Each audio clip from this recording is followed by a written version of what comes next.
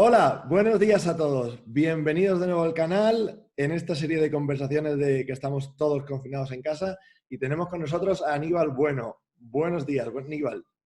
Hola, muy buenos días. Bueno, Aníbal, os voy a explicar un poquito su trayectoria. Es un gran fotógrafo de viajes y tiene la particularidad que está especializado en una zona del planeta que, a pesar de ser inmensamente grande y tener un contenido brutal, como es África, es una gran desconocida.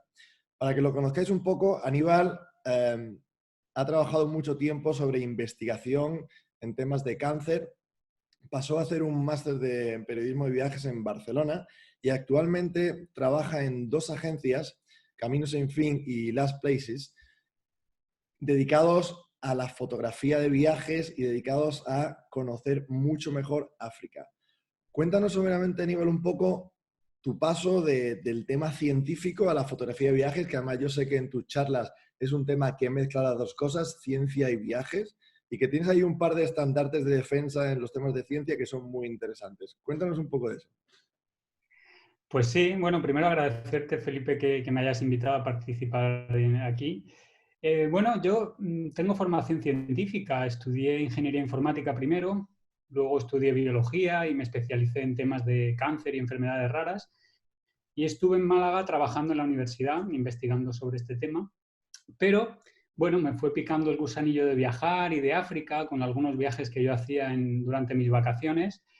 Y al final, pues llegó un momento en el que decidí, cuando acabé mi doctorado en biología molecular, decidí cambiar al mundo de los viajes. Me vine a Barcelona, estudié el máster de periodismo de viajes, en el cual ahora soy profesor, y monté estas dos agencias de viajes que has comentado, y empecé también con la fotografía de viajes, que es parte fundamental de estos viajes que hacemos en estas agencias.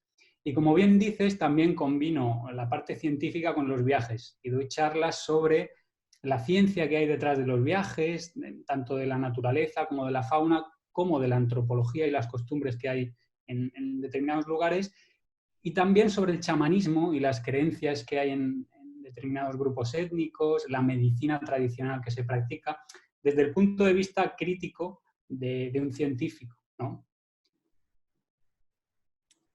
Es que me gusta porque te he visto denunciar ciertas incoherencias con esto de la desinformación y denunciar cosas que parecen básicas como la pseudociencia o ciencias o aquellas disciplinas que se entienden como ciencias que encima se meten en el ámbito de la salud y que la mayoría de las veces no dejan de ser nada más que barbaridades, ¿no? Entonces, Sí. esa labor siempre me ha parecido súper importante. Dentro de la fotografía, de tu fotografía de viajes, ¿siempre ha sido África para ti?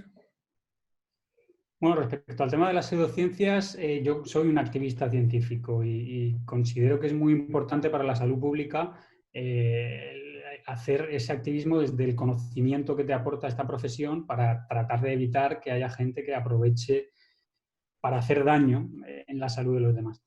Respecto a la fotografía de viajes, pues casi siempre ha sido África, porque yo comencé con un viaje a Camerún hace 12 años, que me enamoré del África subsahariana, de lo que se conoce como el África negra.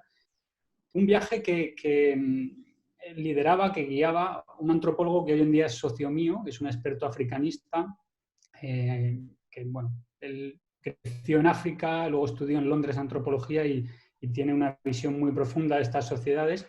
Y a partir de ahí fue una región del mundo que me atrapó mucho. Si veis mis trabajos fotográficos o mi Instagram, la mayoría de las fotografías son en África. Tengo algo de Asia, porque con la agencia he podido viajar a algunos grupos étnicos de Asia y de Oceanía, pero la mayoría es África.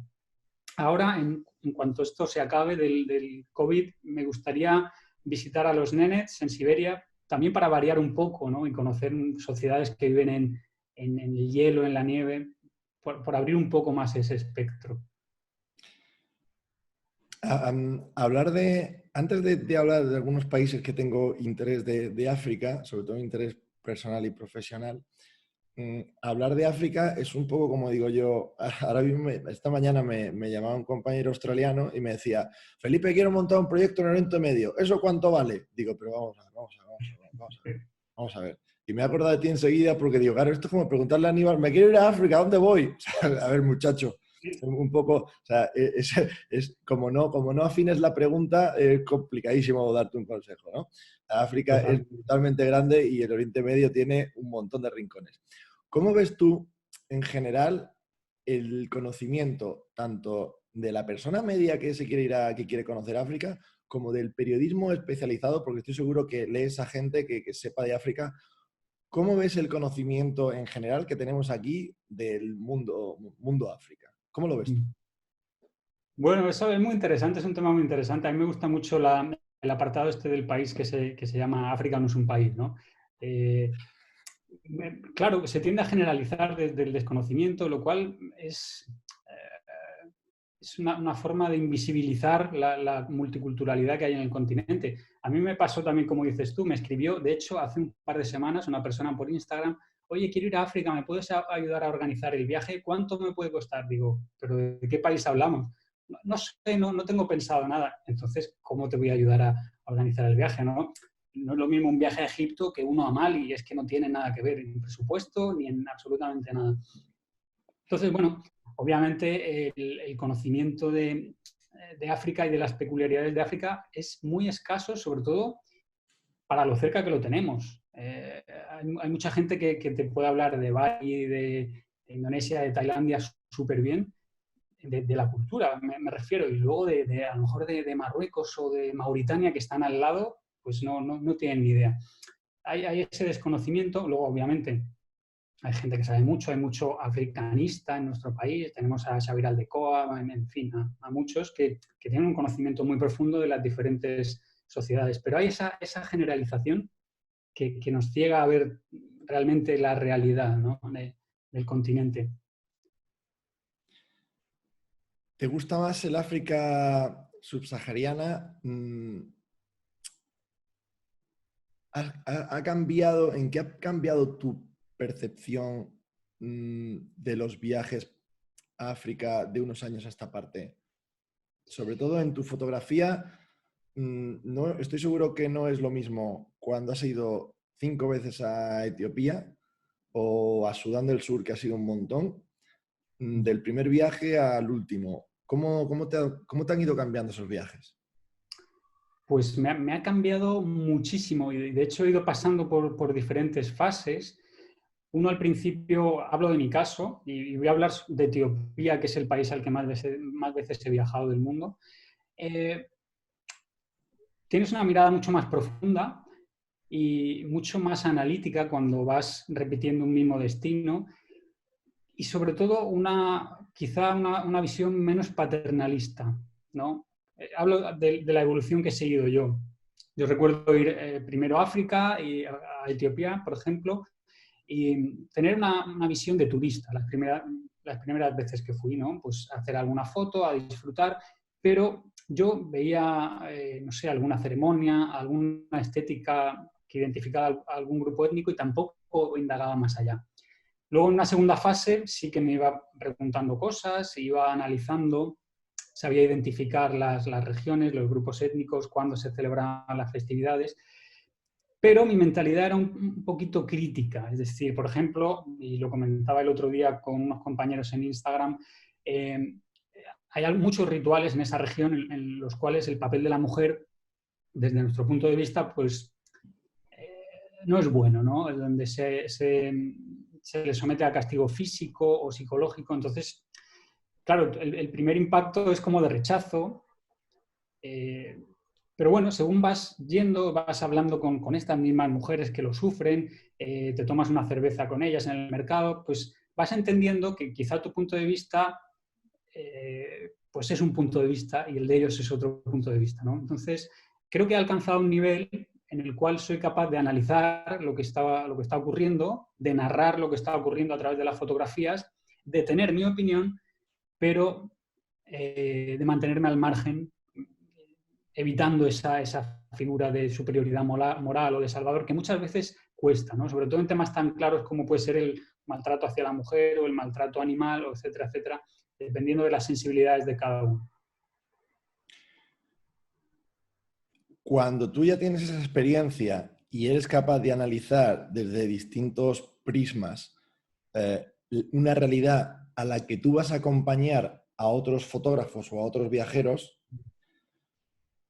¿cómo lo planteas tú? Si, por ejemplo, yo me voy contigo o en Lost Places o en Camino Sin Fin, tú vas a ser primero, tú vas a ser mi fixer, ¿cómo va a ser ese viaje contigo? Y la otra preguntilla es, ¿cómo te enfrentas tú a explicar? Tú ya tienes toda la información del lugar. Si yo voy contigo a Etiopía, tú lo sabes todo de Etiopía y yo voy con ojos nuevos. Yo puedo meter la misma pata como cuando tú fuiste la primera vez, por ejemplo, no tener esa capacidad de análisis. Tú desde tu posición de más privilegio de conocimiento, cuando ves esos errores o cuando ves eso ir dando, ¿cómo lo planteas? ¿Le das la información a todo el mundo? ¿Intentas que lo sepan? ¿Eso cómo lo gestionas? Bueno, hay mucho del tipo de viaje. No es lo mismo hacer un viaje con un viaje low cost con un grupo de 12 personas que hacer un viaje a medida con un fotógrafo que quiere ir a ver un grupo étnico concreto. En este segundo caso suele ser más sencillo esto que comentas porque la persona que quiere ir a fotografiar un grupo étnico normalmente es porque sabe lo que quiere y conoce esa cultura y entonces hay que hacer un proceso previo que es más suave o menos intenso. Pero sí que es cierto que cuando voy, pues a lo mejor con 12 jóvenes a Etiopía, un viaje low cost o un viaje asumible, con gente que ni siquiera ha ido a África nunca, ahí sí que trato de hacer una primera parte pedagógica. Normalmente quedamos para cenar en España antes de salir, pues vamos a un restaurante etíope o para ponernos un poco en ambiente. Y yo sí que, tanto en el previo en España como el primer día en Addis Abeba o en la capital africana que sea, explico un poco la cultura del país, explico la filosofía de viaje que va conmigo y unos mínimos de códigos culturales y de respeto. A partir de ahí, cada persona es un mundo y es cierto que he visto situaciones en las que pues, no me he sentido a gusto por los comportamientos de la gente y ha habido grupos muy fáciles y que han entendido toda la perfección. Yo entiendo el proceso de aprendizaje, el proceso mental de cada persona y tampoco trato de no intervenir mucho, ¿no? Porque, bueno, al final el turismo es así y no todo el mundo entiende mi forma de viajar o la forma ética de viajar y, bueno, hago lo que puedo, pero a veces no puedo evitar que se cometan faltas de respeto. Esto es así. Es que me imagino que tiene que ser muy complicado. Y con mis experiencias en grupo, sobre todo si es un grupo grande, es el pastoreo, como lo llamo yo, es muy complicado. Claro. Mm, Cuando a mí me han preguntado, Felipe, quiero viajar a África, yo limito mi experiencia a lo poco que conozco de África, que además creo que es lo más sencillo para un europeo o para un mediterráneo, como digo yo, Túnez, Marruecos, Senegal, que son distintas puertas. El Senegal es la puerta más sencilla al África Negra, cosas así, ¿no? ¿Cómo llegas tú a gestionar todos los viajes a Sudán y que son, porque como yo no he estado, mi percepción de la complicación del África subsahariana es mayor que de otros países, ¿no? Mm. Tu experiencia en Sudán, porque tú has estado en Sudán en épocas donde el sur era un polvorín, donde había un montón de revuelta. ¿Cómo has planteado esos viajes en esos sitios que no lo has hecho como un viaje de conflicto, pero que te lo has encontrado por el camino? Pues bueno, yo en Sudán no he estado en Sudán del Sur solo, que es la parte más conflictiva. Sudán está relativamente tranquilo, ¿no? Pues es difícil. Yo creo que Sudán del Sur puede ser uno de los países más difíciles del mundo para viajar. Y sigue en guerra civil. La primera vez que fui yo fue en 2015, que además era el peor momento cuando la guerra civil estaba más activa. Y hemos ido, mi socio y yo, durante diversas ocasiones. La clave es los fixers, ¿no? Al principio incluso, y no sé si decirlo, pero incluso había que falsificar. Ahora ya es un poquito más fácil con los últimos acuerdos de paz, Pero al final se trata de tener voluntad y de arriesgarse. Si uno quiere abrir una nueva ruta en un país al que no va nadie, pues tienes que asumir riesgos, ¿no? Y vas allí, te peleas con los permisos, con los sobornos de la policía, con los alquileres de coches, sin ningún tipo de documentación, y poco a poco vas construyendo una infraestructura de tener gente de confianza allí, de conseguir en un país en guerra unos permisos para tener actividad turística, etcétera, etcétera. Y cuando construyes todo eso, la verdad es que llegas a un momento de privilegio en el que eres, pues quizá la única agencia que ofrece ese destino. Creo que hay otra más en España, solo dos. Incluso en Europa diría que no hay muchas más. Pero bueno, es un trabajo de aquel al que le gusta meterse en follones, yo creo, ¿no? Ir ahí, picar mucha piedra y generar, al principio con mucho miedo, pero bueno, poco a poco vas ganando confianza, generar tu red de contactos y saber cómo funcionan las cosas. Es descifrar muchos códigos. Oye, ¿y tú crees? Porque siempre me ha parecido interesante, es decir, bueno, interesante.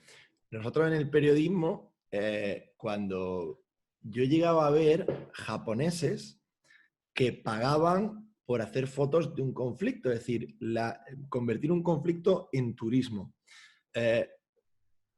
Hemos llegado en el mundo de la fotografía de viajes a tener un nicho de mercado donde hay gente que tiene un sector meterse en zonas muy complicadas para hacer fotos de manera turística, tío. Porque yo sí quiero hacer fotografía de viajes, digo, ¿cómo me meto en Sudán a hacer fotos de viajes, no?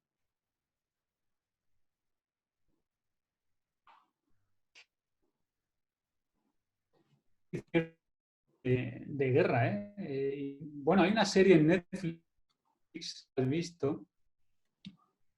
Hay una serie en Netflix sobre el turismo macabro, ¿no? De gente que va a ver o gente que va que le gusta ir a zonas peligrosas. De hecho, tenemos un par de clientes que buscan zonas en conflicto. Y uno que estuvo ahora en el último viaje con nosotros en Sudán del Sur quería ir a Venezuela y tenían en mente zonas, pues no sé, supongo que les da morbo, les da subidón estar en zonas en conflicto.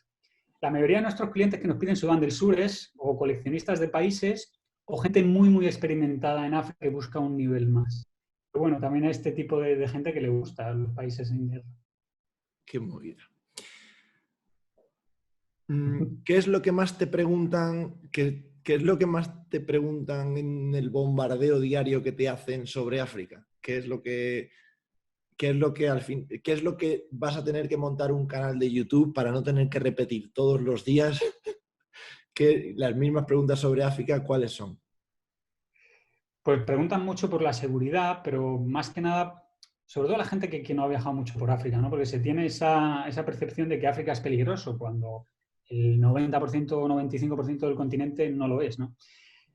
Preguntan también hay confusión respecto a qué animales se pueden ver en cada país o qué grupos étnicos se pueden ver en cada país. Hay gente que me ha dicho, bueno, quiero ir de safari por Etiopía a ver leones. Bueno, pues no es el país. Te puedes ir al sur, a Kenia, y los puedes ver, ¿no? Ese tipo de cosas. Sobre la seguridad también, respecto a las enfermedades, es algo que preguntan también bastante. Y bueno, y también algo que suelen preguntar es cómo te relacionas con esos grupos étnicos, ¿no? ¿En qué idioma hablas? Si te aceptan bien o no, si son hostiles o qué relación hay. También algunos que están empezando en la fotografía preguntan por la relación económica o el intercambio que hay cuando vas a hacer fotografía, ¿no? Si tienes que pagar o no, si pagas por cada fotografía, si pagas en conjunto, si, en fin, todo ese tema y la parte ética que hay detrás de pagar por la foto, de hacer fotos de desnudos, es algo interesante también. Está todo muy mercantilizado en ese sentido. Es lo común que ya se tenga asociado que tienes que pagar por la visita. Normalmente, ¿cómo va? Pues depende mucho del destino. Por ejemplo, en Sudán del Sur, que es un país que no hay turismo, o en Angola, que no están acostumbrados al turismo, no tienes por qué pagar. Vas allí, te presentas, hay un intercambio de intenciones, de, pues, no tienes que pagar. Puedes dejar algo si quieres, o un saco de arroz, o lo que sientas o hables que necesiten, o no, depende de como Etiopía, que ya tiene una tradición por ser un país que lleva mucho tiempo visitándose y que hay grupos étnicos muy llamativos, los músicos con el plato en el labio, que son icónicos, acostumbrados a que vayan fotógrafos. Entonces ahí sí que se ha generado un clima un poco extraño en el cual te piden dinero por cada foto e incluso en algunas zonas puedes sentir acoso porque quieren que hagas fotos y como que te presionan para que hagas fotos porque saben que luego les vas a pagar por cada foto. Lo cual ha llevado a situaciones muy desagradables en algunos técnicos que se han visto con mucho dinero, han dado el alcoholismo a esas regiones y, en fin, a veces es complicado de manejar. ¿Hay alguna zona en África que te gustaría investigar más o a la que menos has ido? ¿Qué país sería? Pues a mí me encantaría ir a República Democrática de Congo, que no lo conozco porque también está en una guerra complicada, quizá junto con la de Sudán del Sur, de las más sangrientas y enquistadas de África. Y me gustaría mucho porque es un país muy virgen, a nivel es potente, tienes gorilas, tienes elefantes y primates en libertad. Pero bueno, está complicado con todo el tema de los políticos, económicos. A ver cuándo se puede ir. Y hablando de cuándo se puede ir, estoy hablando con un montón de compañeros que tienen experiencia en viajes, con fotógrafos publicitarios. A todos les va a afectar de una manera u otra, hagan lo que hagan del mundo de la fotografía, esto del COVID, tanto a nivel personal como profesional. La entrevista que subimos ayer, un compañero, Carles Navarro, nos hablaba de cómo las compañías aéreas se van a estrellar por esta estrategia de low cost que tienen y que al no tener márgenes con todas estas subidas y bajadas del petróleo van a sufrir un montón. ¿Tú cómo ves este mundo de los viajes en la época post-corona? Si Pues la podemos llamar post-corona porque las consecuencias del corona nos van a durar. Sí. ¿Tú cómo lo ves? Pues está complicado, hay muchísima incertidumbre. Nosotros hemos suspendido los viajes de marzo, abril y mayo, de momento. En junio da la casualidad de que no teníamos ninguno programado y a partir de julio los estamos manteniendo. Si se podrán realizar o no, aún no lo sabemos. Pero claro, para nosotros es 4 meses sin actividad, sin ingresos, que tenemos que seguir cobrando y pagando a proveedores. Y eso es muy difícil para una pyme de aguantar. Y luego mucha gente ha ido anulando viajes para más adelante. Es muy difícil. Y las compañías aéreas lo que están haciendo ahora es que no devuelven el dinero, te dan un bono con el importe que has pagado que puedes gastar hasta 2 años después. Todas las compañías aéreas se han puesto de acuerdo en esta estrategia porque si no muchas se hundirían directamente. Y eso para nosotros también es un problema porque los vuelos que habíamos comprado no recuperamos el dinero, sino que nos dan un bono y a los clientes, a muchos sí que hay que devolverles el dinero. Entonces es una situación en la cual muchas agencias de viajes van a entrar en la quiebra seguro, sobre todo las pequeñas. Nosotros, por suerte, hemos tenido un buen año y tenemos para aguantar, pero ¿hasta cuándo? Ese es el punto clave. Hay incertidumbre, no sabemos cuándo se va a volver a la normalidad. Ayer leí un análisis de la consultora esta Deloitte que decía que los viajes de ocio no se iban a recuperar hasta noviembre de este año. Los de negocios empezarían a partir de julio, agosto, septiembre a retomarse, pero hasta noviembre los de ocio y vacaciones no volverían a activarse. Y eso es mucho tiempo.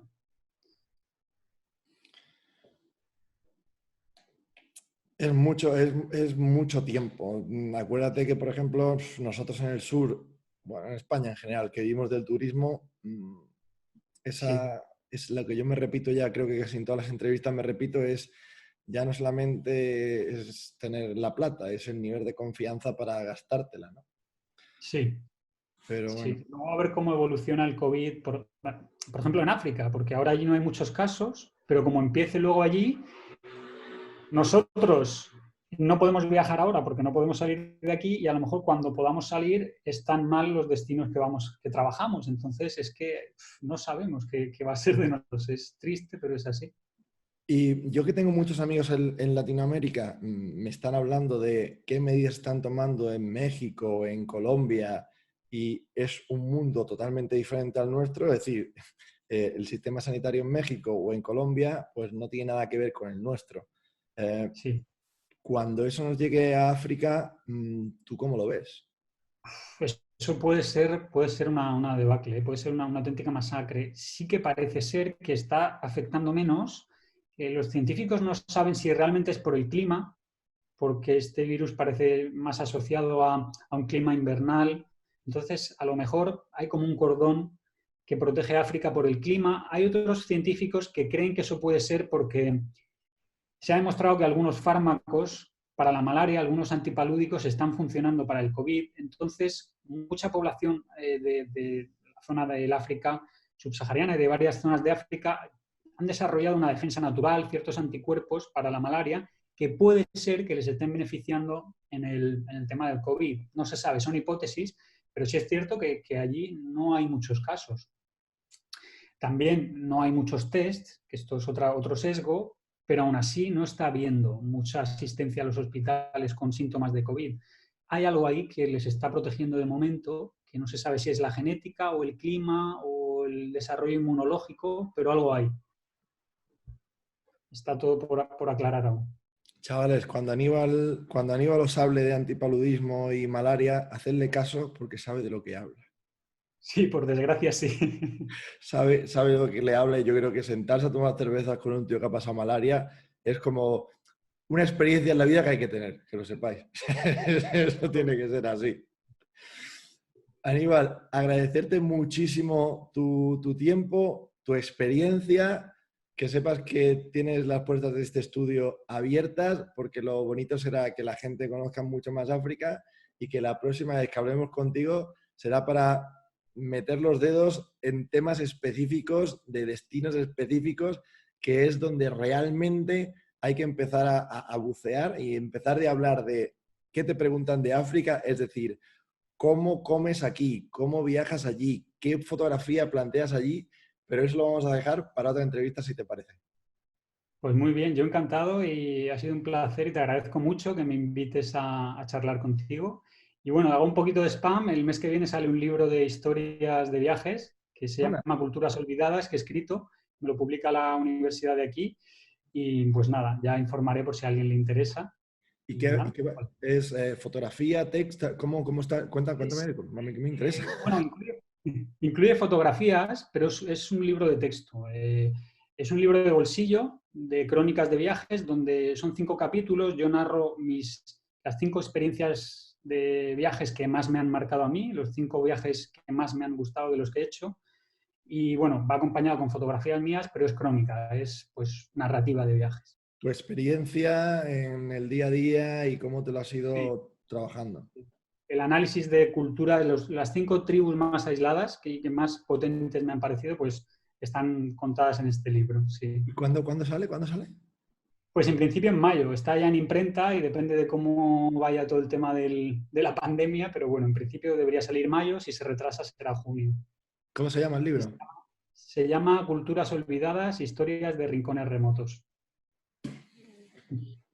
Yo no digo nada, pero ahí lo tenemos. Hombre, es que es muy... Y sobre todo el mérito que tiene publicar sobre África, porque como es un desconocido, es complicado llamar la atención para que haya... Es decir, difusión de la cultura en temas como los que tratamos es muy importante y muy difícil. Así que, Sí, como no lo sabía, gracias por la primicia, enhorabuena. gracias a ti. Y ya tenemos otra excusa. Cuando salga, nos avisas y le damos un vistazo juntos al libro. Perfecto, encantado. ¿Vale? Aníbal, muchísimas gracias. Un abrazo. A ti, gracias.